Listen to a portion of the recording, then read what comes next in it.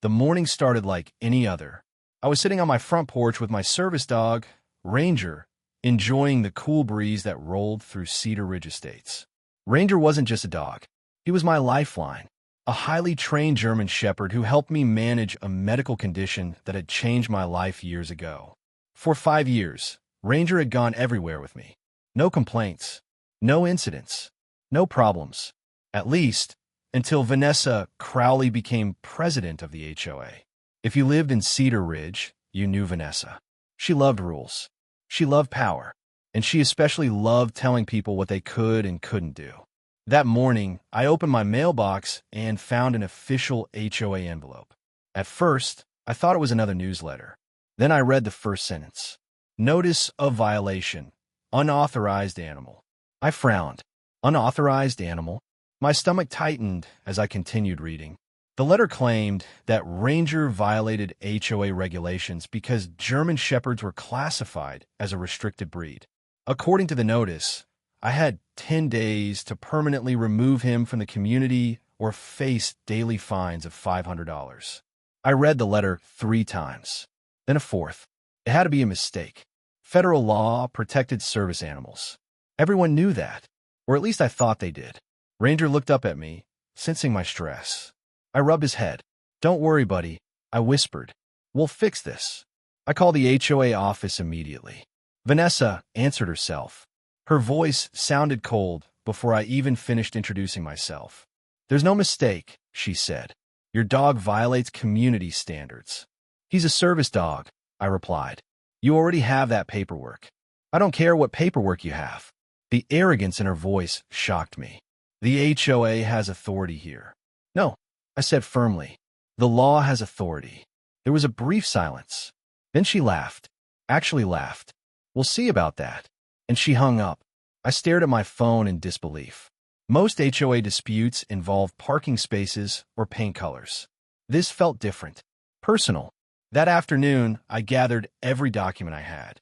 Medical records. Service dog certifications. Veterinarian records. Training documentation. I organized everything into a binder. The next HOA board meeting was scheduled for Thursday night. I intended to attend. What I didn't know was that Vanessa had already planned something much bigger. Something that would drag animal control into the fight and turn my quiet neighborhood into a battlefield. Thursday evening arrived. The community clubhouse was packed. Word had spread quickly. Apparently, people were curious about the HOA president trying to remove a service dog. I entered with Ranger walking calmly beside me. The room immediately fell silent. Vanessa sat at the front table like a queen on a throne. Her expression twisted into a smirk when she saw us. I see you ignored the notice, she said. I see you ignored federal law, I replied. Several residents exchanged nervous glances. The meeting began. For nearly 30 minutes, Vanessa discussed landscaping violations and trash placement. Then she finally reached my case. Her voice grew louder. Dangerous animal violation. I stood. He's a trained service dog. She rolled her eyes. That's what you claim. The crowd murmured. I placed my binder on the table. Here's every document you requested. She didn't even open it. Instead, she pushed the binder away. We don't recognize those documents. A stunned silence filled the room. Several homeowners looked shocked. Even board members seemed uncomfortable. One elderly resident raised her hand. Has the dog ever hurt anyone? No, Vanessa admitted. Has he caused problems? No. Then what's the issue? Vanessa's face reddened. The issue is compliance. At that moment, I realized something. This wasn't about safety. It wasn't about rules. It was about control. Vanessa needed to win, and she didn't care how. The meeting ended without resolution. As I left the clubhouse, one of the HOA board members quietly approached me. His name was Ethan Brooks. He looked nervous. Be careful, he whispered. What do you mean? He glanced over his shoulder. Vanessa's planning something. What kind of something? Ethan hesitated. Then he spoke. Animal control. My blood ran cold. What? She filed a complaint yesterday. I stared at him. On what grounds? She claims Ranger is aggressive and dangerous. I couldn't believe what I was hearing. The accusation was completely false. Ranger had never bitten anyone, never growled at anyone, never shown aggression. Yet somehow, Vanessa had convinced animal control to investigate. As I drove home that night, Ranger rested quietly in the passenger seat. He had no idea what was happening. No idea that someone wanted him gone. No idea that the biggest fight of our lives was about to begin. And neither did I, because the next morning, animal control would arrive at my house, and Vanessa would be standing right behind them, smiling. The next morning, I woke up earlier than usual. A strange feeling sat in my stomach. Maybe it was Ethan's warning. Maybe it was Vanessa's confidence during the HOA meeting. Either way, I knew trouble was coming. Around 9 a.m., a white county vehicle pulled into my driveway. The words "animal control" were printed on the side. My heart sank, and then I saw something even worse. A black SUV pulled in behind them. Vanessa Crowley stepped out wearing oversized sunglasses and a smug smile. She looked like someone arriving to watch a victory celebration, not an investigation. Ranger sat calmly beside me on the porch. His ears perked up, but he remained perfectly still. The animal control officer introduced herself. Her name was Olivia Martinez. Unlike Vanessa, she seemed professional. "Mr. Carter?" she asked. "Yes. We received a report regarding a potentially dangerous animal." I glanced toward Vanessa. She folded her arms proudly. Olivia noticed the look. "You understand this is only an investigation?" "Of course." Vanessa interrupted. "That dog nearly attacked multiple residents." Olivia turned toward her. "Ma'am, please allow me to conduct the investigation." Vanessa's smile faded slightly. For the next 20 minutes, Olivia observed Ranger. She watched him walk. She checked his records. She reviewed vaccination documents. She asked questions about his training. Ranger remained calm the entire time. At one point, a squirrel ran across the yard. He barely looked at it. Olivia seemed impressed. Vanessa seemed furious. Then Olivia asked a question that changed everything. "Can you provide witness statements regarding the alleged aggression?" Vanessa confidently handed over several pages. Olivia reviewed them. Her eyebrows slowly narrowed. Something clearly wasn't right. She reread one statement, then another, then a third. Finally, she looked up. "These are identical." Vanessa blinked. "What?" "The wording is almost exactly the same." The HOA president suddenly looked nervous. It must be a coincidence. Olivia wasn't convinced. Neither was I. The officer continued reading. Then she frowned. "Interesting." "What?" I asked. She handed me one page. I immediately recognized the name. Michael Sanders. My neighbor. The statement claimed Ranger had lunged at him 3 weeks earlier. The problem? Michael had been vacationing in Florida 3 weeks earlier. He had shown me photos himself. I looked at Olivia. "That statement is impossible." Vanessa's face turned pale. Olivia slowly closed the folder. "Do you have additional evidence?" Vanessa stammered. "Residents are afraid." "Which residents?" "They don't want to get involved." The answer sounded weak. Even she knew it. Olivia spent another 30 minutes evaluating Ranger. When she finished, her conclusion was immediate. "I see no evidence of aggression." Vanessa looked horrified. "You can't be serious." "I am. But he's dangerous." "Based on what?" Vanessa had no answer. The officer packed her paperwork. "Case closed." The words hit Vanessa like a punch. "You can't close it." "I absolutely can." Vanessa's voice became sharp. "The HOA demands action." Olivia stared at her. "The HOA has no authority over animal control investigations." For the first time, Vanessa looked genuinely angry. Not confident. Not arrogant. Angry. She stormed back toward her SUV without another word. I thought the fight was over. I was wrong. It was only getting started. 3 days later, the retaliation began. The first fine appeared in my mailbox. $500. Reason: unauthorized animal. Then another arrived the next day. And another. And another. By the end of the week, the HOA claimed I owed $3,500. The fines were ridiculous and completely illegal. But Vanessa didn't care. She wanted pressure. She wanted fear.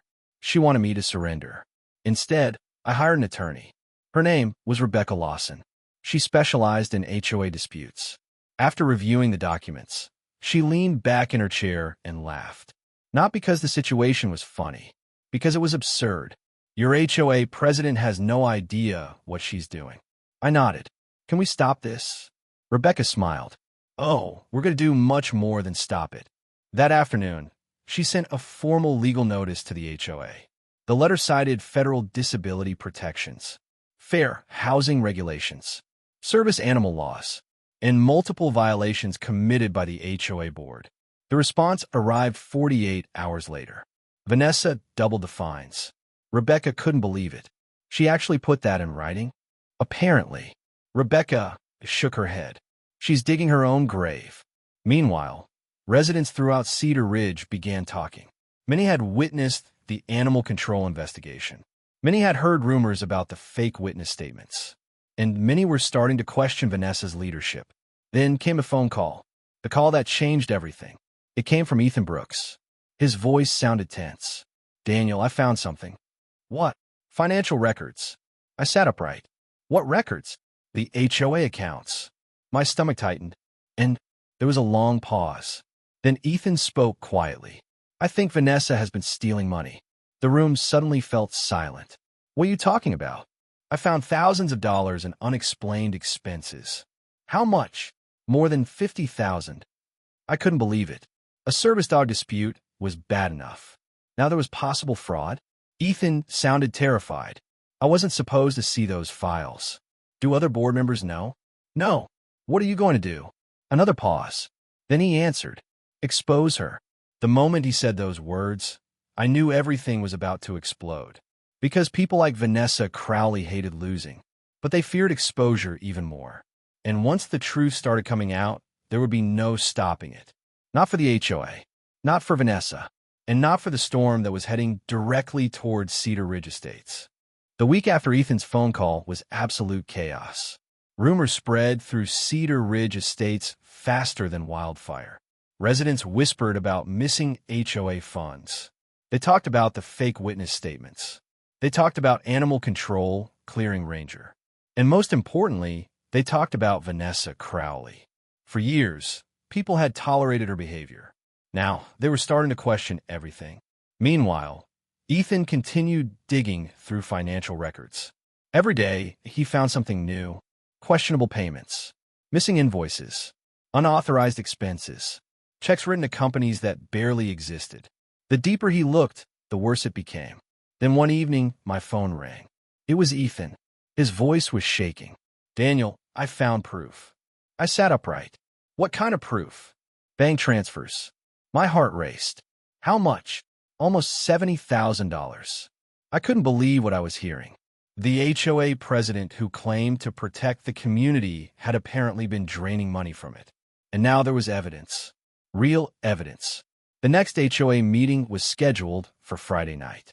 Nobody knew it yet, but that meeting would change everything. Friday evening arrived. The clubhouse parking lot was overflowing. Residents filled every seat inside. Some people stood against the walls. Others waited outside, near the windows. The atmosphere felt electric. Vanessa entered confidently. She clearly believed she still controlled the room.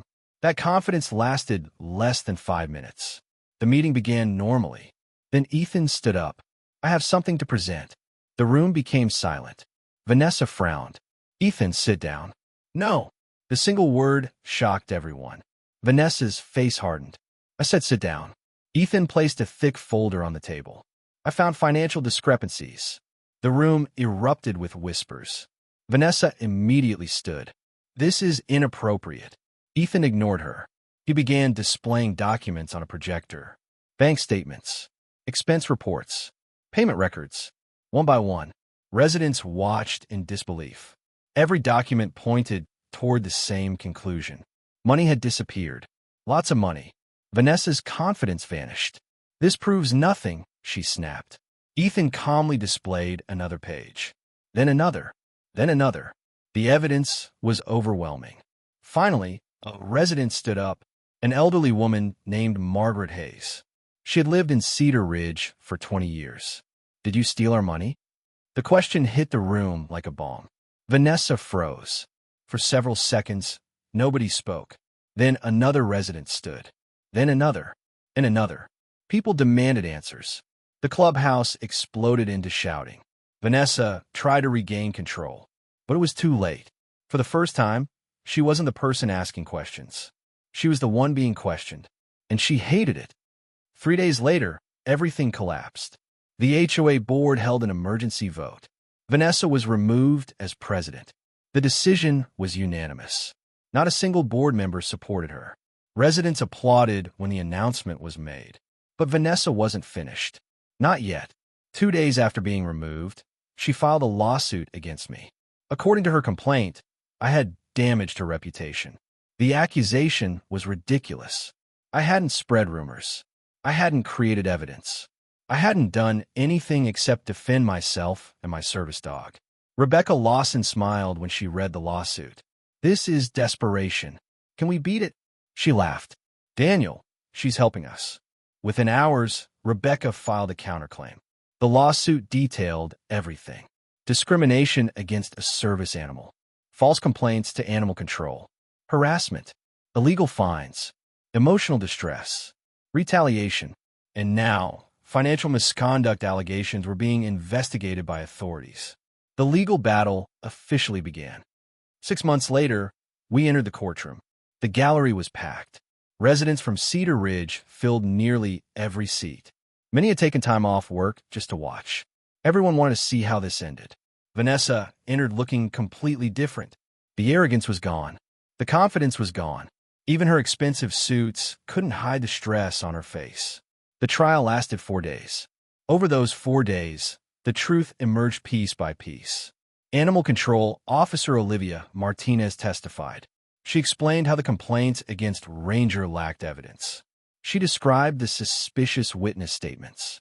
Several neighbors testified.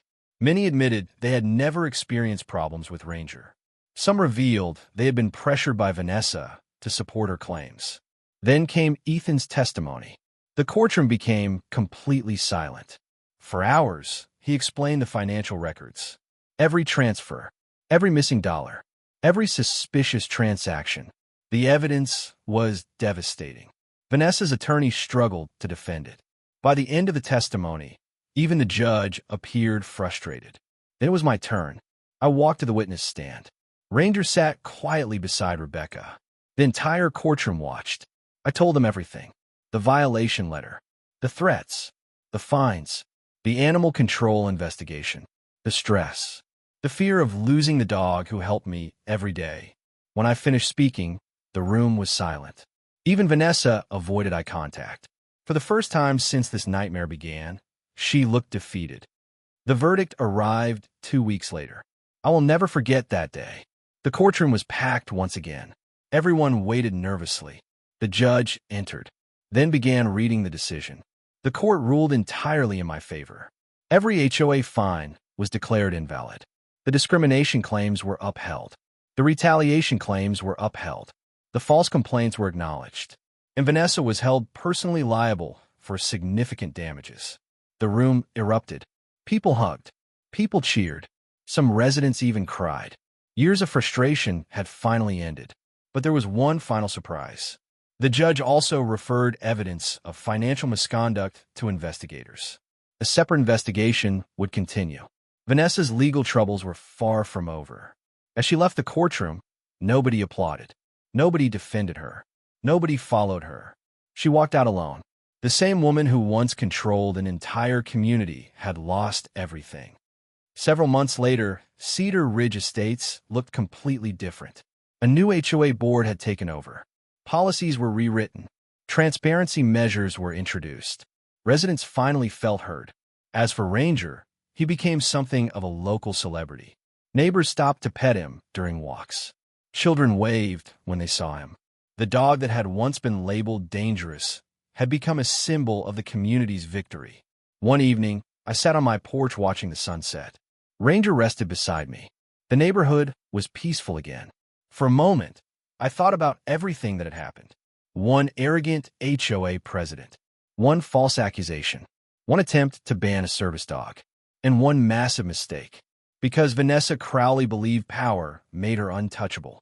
But she forgot something important. The truth has a way of fighting back.